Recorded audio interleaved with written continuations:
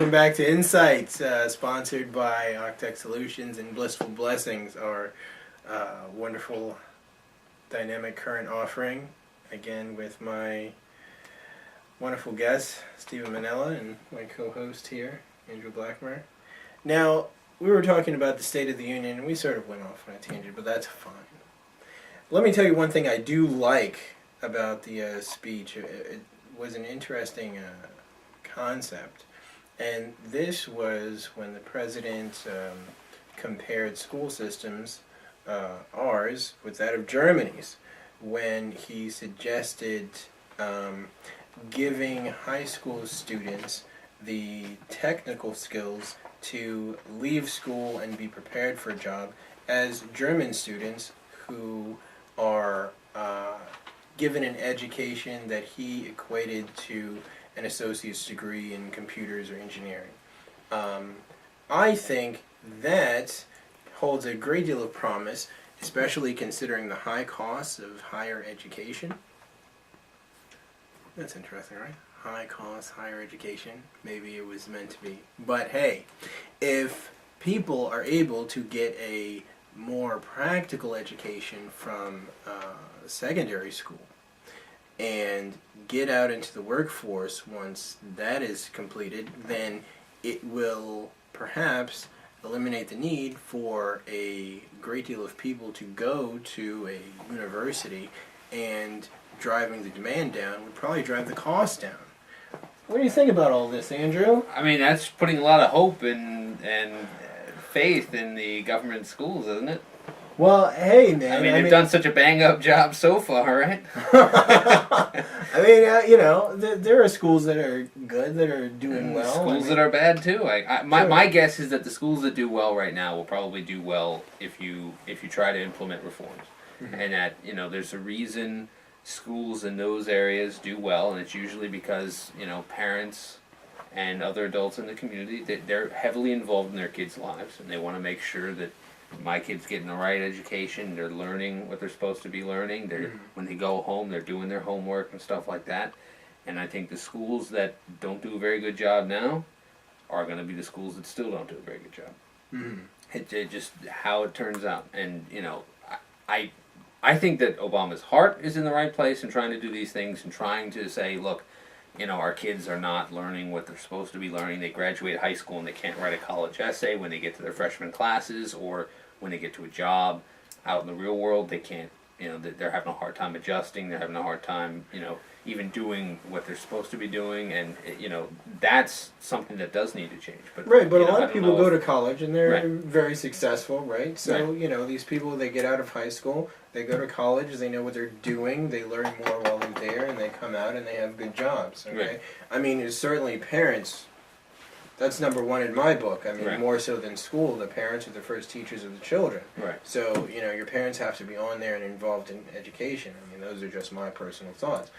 But, kids who are able to learn, who want to learn, can take advantage of something that is more valuable to them. No, there's two key differences, I think, with colleges. One is that colleges compete with each other. Mm-hmm. Right? If I choose to go to Virginia Tech, that means I'm not going to George Mason, or vice versa, right? Right. Whereas with your school, most people, not everybody, I mean, there's voucher programs, private schools, things like that, but most people go to school in the school that's close to their home. So there's not the same kind of dynamic with, I'm trying to get you to come here and not there. Also, I think you need, if we're going to do it, a real good job with schools, we need to fundamentally rethink how we even do schools in the first place. I would certainly agree. Yeah, and there's so many kids who, they want to learn more stuff, but they're, they can't go up a next grade because maybe they're not as good as English, but they're great at math. And they can't go to the next math if they're in elementary school, right? The whole thing is together, right? You can't advance in math without advancing in English. So, there's a lot of things that really need to be redone and rethought about schools, and much more flexibility, I think. Perhaps like third world restructuring. In a lot of schools, by the time you get to high school, kids have already done tests to determine where they would excel, and their curriculum is geared toward that particular discipline. Now, you've been an educator. Yes. What do you think about all this? I was just going to mention, you had just brought up a point that actually has been addressed to some extent. I'm a former middle school math teacher, so we had a program out where I taught where elementary school students that were better at math were actually bused to middle schools to be taught at that grade level in math. So I think there is an attempt by the administration's various school districts to implement the sort of changes that you're referring to. As a former educator, there are a number of things that I think would benefit students. I think that the first thing that really needs to happen is that students need to feel safe and secure in their environment. I think that one thing that would go a long way towards, at least setting up that safety and security and setting up like certain standards would, at least in the middle school setting, only because that's what I'm familiar with, is that at that age group, 6th, 7th, 8th grades, that's when your hormones are starting to kick in. You're starting to notice the opposite sex. You're really not focusing your attention on what it is that the teacher may be talking about. I really think it may sound off. It may sound more like the Japanese model, but I would say let's go ahead and go with uniformed students and separate the sexes. I think in that way you get students focusing more on the material and less upon each other and what each other is dressing. I know that sort of it flies in the face of the whole American notion of let's be able to do whatever we want, as if you couldn't express your freedom or individuality without in a suit, or in a uniform, or express your individuality or creativity outside of the classroom. I just don't buy that notion. I think that the liberals have been pushing for just having a laissez-faire, anything goes attitude, with the students in the classroom. I think you're in a classroom, you're there to learn. You're there to learn a particular subject matter or whatever it is you're focusing on. You're not there to, be playing on your iPod, talking to your friends next door. I mean, it just isn't conducive to learning. Well, the other thing I was going to say too is that I think a lot of kids, some schools beat the fun of learning out of them. I think, I think a lot of people they want to learn. Kids are naturally inquisitive. They ask questions all the time, right? Anybody who's ever been around kids, you don't have them, right? You don't have them right now. I don't have them right now, but I'll tell you examples. I see kids, young kids, 4 or 5 years old. They're just going to preschool. They're going to kindergarten. They're very excited. They enjoy it. By the time they're in 3rd grade, they hate school. You know what I mean? Exactly. There's something amiss in school that is really beating them down. I think socialization is very important. People are young people are in a community atmosphere and they learn a lot of good values there and the perceptions of others, and that's part of learning too. But certainly there is a lot that can be done to improve this entire system. What happens is you also, again, I don't think that uniformity is necessarily going to disrupt or destroy interest in the classroom, as long as those students that really have an interest are able to apply themselves and involve themselves. Because again, as a teacher, what I found seemed to be the most enlightening from students that when they would perk up is when they recognize, oh, I get it. I understand what Mr. Manello was trying to explain to me during this course lesson. And, I can go ahead and, arrive at the solution to that equation. And they want to participate and they want to show their knowledge. It does inspire them and influence them in such a way that they want to participate. It's when you have students that are rowdy and running across the classroom, making it impossible for those students to actually learn and listen to the lesson plan and try to understand what it is that's trying to be conveyed. That's when I think students begin to tune out, because they recognize, I can't be successful. This jerk is running back and forth and I have no idea what Mr. Manello is saying.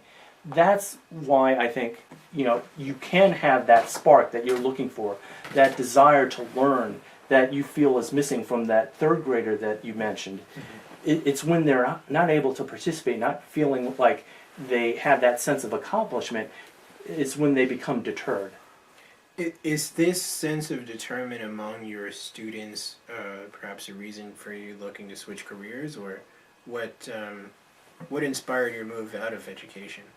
What I found was that my first year, I was fairly overwhelmed. I mean, it was a matter of putting together lesson plans for 2 different subjects at the same time. I found myself staying after hours. I would stay in school probably till from, let's say, I get there at 7:30 in the morning, and I wouldn't leave until 7:30, 8 o'clock at night. I found that the 1 to 2% of the student population could just overturn the entire classroom. And then like I said, the first year we had a good team.